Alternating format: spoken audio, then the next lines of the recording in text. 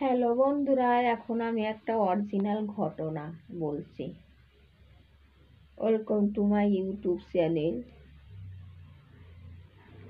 How are you? I am good.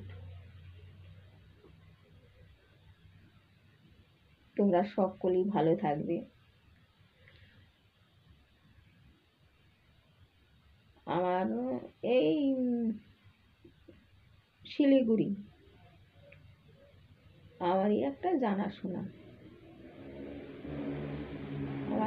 জানাশোনা ওই পাশেই থাকে, এই বস্তিতে।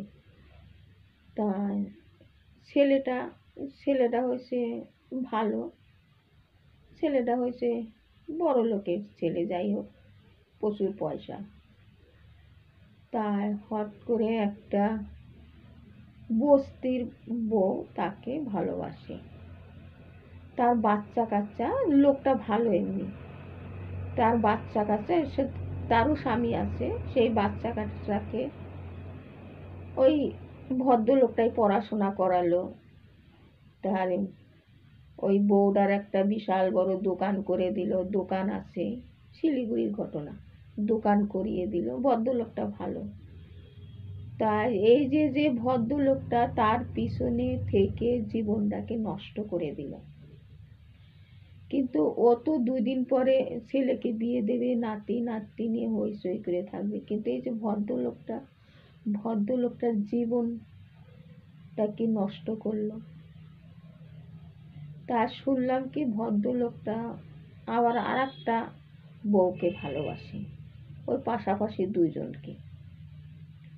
সত্য কি মিথ্যে সেটা যাচাই করি নাই, শুনেছি।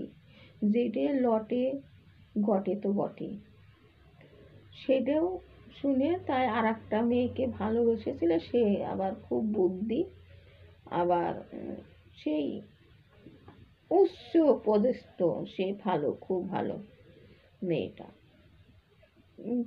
তারও বিয়ে হয়ে গেছে, কিন্তু তাকে দেখলে বোঝা যায় না যে তার বিয়ে হয়ে গেছে। তার এখনো গলার স্বরটার একদম পুরো বাচ্চাদের মতো, বাচ্চাই মনে। 25 বছর, সবাই রাস্তা দিয়ে আসে, সবাই বয়সটা বোঝে না, ভাবে 25 বছর। কিন্তু তাকে হয়তো ভালো মেয়েটা বেসেছিল, ও হয়তো ভেবেছিল আমি কিছুদিন ভোগ করে তাকে ছেড়ে দেব। কিন্তু মেয়েটা বুদ্ধি ছিল, হয়তো খোঁজ টোজ নিয়ে দেখলো যে ছেলেটা বাজে। তখন ছেলেটাও বারে বারে আসতো, ও বুঝতে পেরেছিল ছেলেটাকে, আর ও পাত্তা দিল না যে ছেলেটা তাহলে এইরকম। প্রথম যে যাকে ভালোবাসতো তার সংসারটাকে দাঁড়া করিয়ে দিয়েছে, তার দোকানপাতি সবই করে দিয়েছে, উনি ভালো। কিন্তু যে আর একটা আছে, কিন্তু প্রথমের শেষের লাস্টের মেয়েটা ওকে পাত্তা দিল না। কিন্তু এর স্বভাব চরিত্র বুঝে গেল। সে খুব বুদ্ধি, সে সব কিছু জেনে করেই সব কিছু, সে 5 জনের সাথে তার উঠা বসা সে জেনেই তাকে সব কিছু খোঁজ খবর নিয়ে তাকে পাত্তা দেবে। খোঁজ খবর নিয়ে দেখলো যে 2 নম্বরই সে মেয়েটা। আসলেও আর কোনো পাত্তা দেয় না, মুখের দিকেও আর তাকায় না। বলে কি যে আমার ঘৃণা হয়ে গেছে। ও যদি এখন এসে যদি বলতো যে হ্যাঁ আমি অন্যায় করেছি, ভুল করেছি, কিন্তু আমি তোমাকে নিয়েই থাকবো, ও কিন্তু মেনে নিত। কিন্তু কিছুই বলে না, কোনোদিন কিছুই বলে না। ওই জন্য ও আস্তে আস্তে, ও বলছিল আমাকে, গল্প করছিল যে সে আস্তে আস্তে মেয়েটা সরে পড়লো। মেয়েটা এমনি নরম, তাই ওকে যদি বোঝাতো ঠিক ও বুঝতো। কিন্তু লোকটা হয়তো উদ্দেশ্যটা ভালো নয়। যদি একবার বলতো আমার যা হয়ে গেছে, আমি তোমাকে নিয়েই থাকতে পারতো।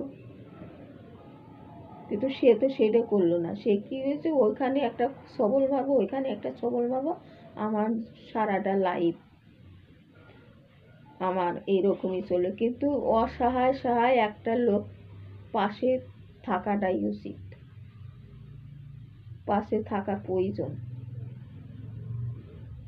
কিন্তু ভালো, তা মেয়েটাও ভালো চাই, কিন্তু সব যে পয়সা পয়সা দিয়ে সব কিছু হয় না। যারা পয়সা বুঝে তারা কখনো মানুষকে ভালোবাসতে পারে না, এটা মনে রাখবেন।